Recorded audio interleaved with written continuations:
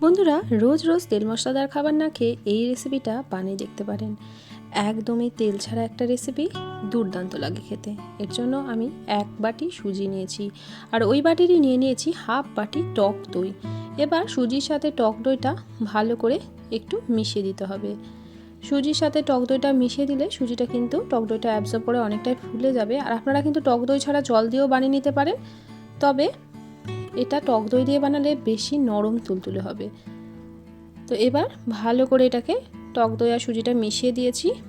এবার এর মধ্যে দিয়ে দেবো কিছুটা জল। তো খুব ভালো করে কিন্তু সুজি আর টক দইটা মিশিয়ে দিতে হবে। ওই দইয়ের বাটিটা ধোয়া হাফ বাটি জল আমি এর মধ্যে দিয়ে দিলাম। তো এবার ভালো করে আবারও মিশিয়ে দিচ্ছি জলটা। এটাকে এবার ঢাকা দিয়ে রেস্টে রেখে দেবো। খুব বেশিক্ষণ কিন্তু রাখার দরকার নেই, 5-7 মিনিট মতো রেস্টে রাখলেই হবে। তো এর মধ্যে আমি একটা চাটনি বানিয়ে নেবো। আমি ফ্রাই প্যান চাপিয়ে দিলাম। ফ্রাই প্যানের মধ্যে দিয়ে দিচ্ছি হাফ চামচ মতো সর্ষের তেল। তেলটা খুব ভালো করে গরম হয়ে গেছে। এখন এর মধ্যে দিয়ে দিচ্ছি 1 মুঠো চিনেবাদাম। এবার চিনেবাদামটাকে ভালো করে একটু তেলের মধ্যে নাড়াচাড়া করে ভাজা ভাজা করে নেব। এই বাদামের চাটনিটা দিয়ে কিন্তু এই টিফিন রেসিপিটা ভীষণ ভালো লাগে আর ভীষণ হেলদি একটা রেসিপি। তো বাদামটা একটু ভাজা করে নিয়ে এর মধ্যে দিয়ে দিলাম কয়েক কোয়া রসুন আর 2টো কাঁচা লঙ্কা। যদি আপনারা রসুনটা খেতে পছন্দ না করেন তাহলে এখানে কিন্তু রসুনটা স্কিপ করে দিতে পারেন। আবার আপনারা কিন্তু এখানে রসুনের সঙ্গে কয়েক টুকরো পেঁয়াজও দিতে পারেন। পেঁয়াজ দিলেও কিন্তু বেশ ভালো লাগে, তবে আমি কিন্তু আজকে আর পেঁয়াজের ব্যবহার করলাম না।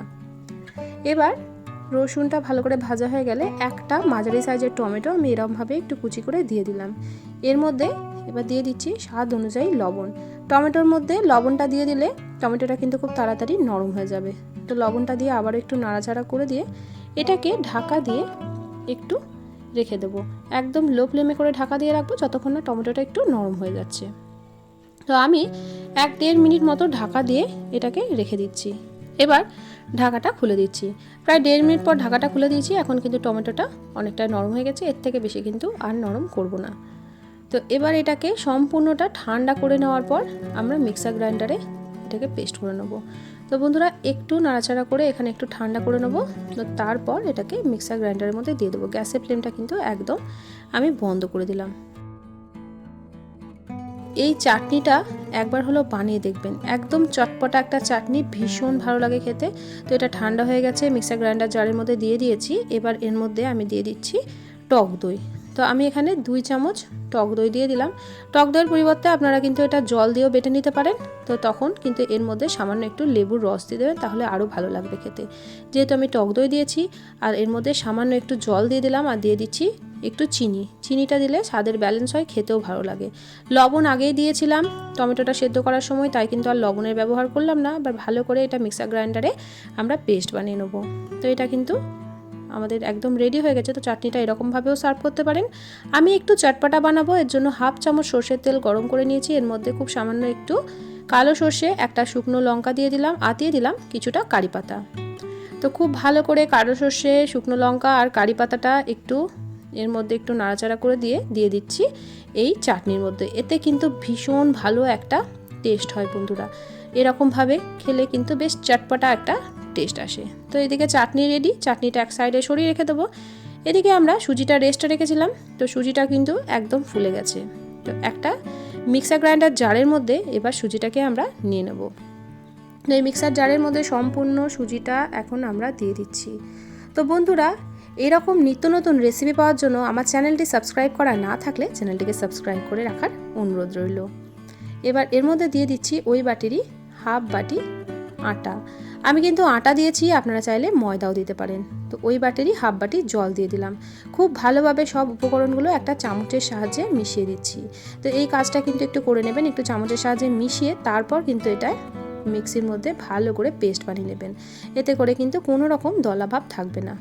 তো খুব ভালোভাবে এবার একটা আমরা পেস্ট বানিয়ে নেব। তো একটা মিক্সিং বলের মধ্যে নিয়ে নিচ্ছি এবার এই পেস্টটা। তো এটা কিন্তু বেশ ঘন আছে। তো এর মধ্যে সামান্য একটু মিক্সির জারটা ধোয়া জল দিয়ে দিচ্ছি। দেখুন হাফ বাটিরও একটু কম জল এর মধ্যে দিয়ে দিলাম। খুব বেশি কিন্তু এটা পাতলাও হবে না, আবার খুব মোটাও হবে না। স্বাদ অনুযায়ী দিয়ে দিচ্ছি লবণ। এবার দেখুন একটা হ্যান্ড উইস্কের সাহায্যে এভাবে একটু মিশিয়ে দিচ্ছি। তো আপনাদেরকে ব্যাটারের ঘনত্বটাও আমি দেখিয়ে দেবো। এই রেসিপিটা কিন্তু বাচ্চাদের টিফিনে আপনারা ঝটপট করে বানিয়ে দিতে পারবেন, বাচ্চারা কিন্তু ভীষণ পছন্দ করবে। যদি আপনারা চাটনি বানানোর সময় না পান, শুধুমাত্র সসের সাথে এটা সার্ভ করে দেবেন, সেটাও কিন্তু ভীষণ ভালো লাগে খেতে বন্ধুরা। স্কুল কলেজের টিফিনে, বাচ্চাদের টিফিনে অথবা সকালের ব্রেকফাস্টের জন্য একদম পারফেক্ট একটা রেসিপি। তো এখন দেখুন ব্যাটারটা কিন্তু ঘনত্বটা এরকম আছে। তো এরকমই কিন্তু ঘনত্বের ব্যাটার হবে, না খুব বেশি মোটা হবে না একদমই পাতলা হবে, এই ঘনত্বেরই ব্যাটার রাখবেন। এবার সব শেষে এর মধ্যে দিয়ে দিচ্ছি 1 চামচ বেকিং পাউডার। আমি কিন্তু ছোটো চামচের ব্যবহার করেছি, ছোটো চামচের 1 চামচ বেকিং পাউডার দিলাম। এর পরিবর্তে আপনারা এখানে 1/2 চামচ ইনো পাউডারও দিয়ে দিতে পারেন। বেকিং পাউডারটা অ্যাক্টিভেট করার জন্য দিয়ে দিচ্ছি 1 চামচ লেবুর রস। আমি পাতিলেবুর রস দিয়ে দিলাম, আপনারা এর পরিবর্তে একটু ভিনিগারও দিতে পারেন অথবা শুধু জল দিয়েও কিন্তু অ্যাক্টিভেট করে নিতে পারেন। তবে লেবুর রসটা বা ভিনিগারটা দিলে একদম নরম তুলতুলে স্পঞ্জি তৈরি হবে। আবার শুধুমাত্র বেকিং পাউডার ছাড়াও কিন্তু আপনারা বানিয়ে নিতে পারেন, তবে সেটা কিন্তু এতটা জালিদার তৈরি হবে না। তো এখন ভালো করে বেকিং পাউডারটা এর মধ্যে মিশিয়ে দিয়েছি। তো চলুন এবার এটাকে তৈরি করে নিই। বেকিং পাউডার দেওয়ার পর কিন্তু বেশি রেস্টে রাখা যাবে না। তো একটা ফ্রাই প্যান বসিয়ে দিলাম, তো সামান্য একটু তেল ব্রাশ করে নিলাম। এই তেলেই কিন্তু সবগুলো আমাদের তৈরি হয়ে যাবে। আপনারা চাইলে কিন্তু তেলটা নাও দিতে পারেন। তো আমি একটু তেল দিয়ে তেলটা ব্রাশ করে নিলাম। তো এবার এর ওপর থেকে দিয়ে দিচ্ছি 1 হাতা করে ব্যাটার। তো প্রত্যেকবার ব্যাটারটা দেওয়ার সময় একটু হাতাটা এরকমভাবে একটু চালিয়ে নেবেন। তো মধ্যিখানে এরকমভাবে ব্যাটারটা দিয়ে দিচ্ছি, যেটা সুন্দরভাবে কিন্তু নিজে থেকেই শেপ নিয়ে নিচ্ছে। তো আপনারা চাইলে একটু হাতলটা ধরে ঘুরিয়েও শেপটা দিয়ে দিতে পারেন। তো এবার এটাকে ঢাকা দিয়ে দিচ্ছি। গ্যাসের ফ্লেমটা একদম লোতে করে এটা প্রায় 50 সেকেন্ড মতো ঢাকা দিয়ে রেখেছিলাম। তো এখন দেখুন ওপর সারফেসটা কিন্তু অনেকটাই শুকিয়ে গেছে, একটু কাঁচা কাঁচা আছে। তো এবার দেখুন ওপরটা কতটা জালিদার তৈরি হয়েছে। তো আপনারা দেখলেই বুঝতে পারবেন যে একদম কিন্তু জালিদার নরম তুলতুলে তৈরি হয়েছে, আর কত সুন্দরভাবে উঠে যাচ্ছে দেখুন। এবার এটাকে উল্টো পৃষ্ঠাটাও কয়েক সেকেন্ডের জন্য একটু এরকমভাবে আগুনের তাপে রেখে দেবো, যাতে এটা সম্পূর্ণটা সুন্দরভাবে তৈরি হয়ে যায়, একটুও যেন কাঁচা না থাকে। একটুও কিন্তু এটার মধ্যে কোনো রকম কাঁচা নেই, আর কোথাও কিন্তু পুড়ে যায়নি বা ধরে যায়নি। তো সুন্দরভাবে কিন্তু এটা উঠে গেল। তো এভাবেই আমি আর একটাও বানিয়ে নেবো। আর এবার কিন্তু আর তেল ব্রাশ করিনি। এরপরে যতগুলোই আমরা বানাবো আর কিন্তু কোনো রকম তেল দেবো না।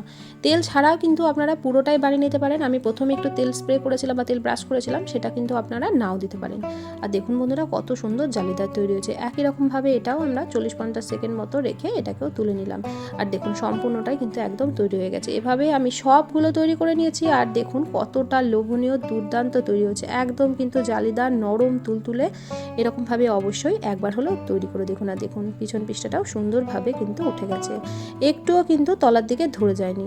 তো এভাবে একবার হলেও ট্রাই করে দেখবেন। আর আমাকে কিন্তু কমেন্ট করে জানাতে ভুলবেন না আপনাদের এই রেসিপিটা কেমন লাগলো। রেসিপি ভালো লাগলে প্রিয়জনদের সঙ্গে শেয়ার করতে কিন্তু ভুলবেন না। চ্যানেলে নতুন বন্ধু হয়ে থাকলে চ্যানেলটিকে সাবস্ক্রাইব করে পাশে থাকার অনুরোধ রইল। পাশে থাকা বেল বাটনটিকে প্রেস করে অল নোটিফিকেশনটা অন করে রাখবেন, যাতে নিত্য নতুন কোনো রেসিপি দিলে সবার আগে আপনাদের কাছে নোটিফিকেশন পৌঁছে যায়। বন্ধুরা আজকের মতো আসি, দেখা হবে অন্যদিন অন্য একটা রেসিপির সাথে। সবাই ভালো থাকবেন, সুস্থ থাকবেন, সাবধানে থাকবেন। রেসিপিটি দেখার জন্য সকলকে অসংখ্য ধন্যবাদ।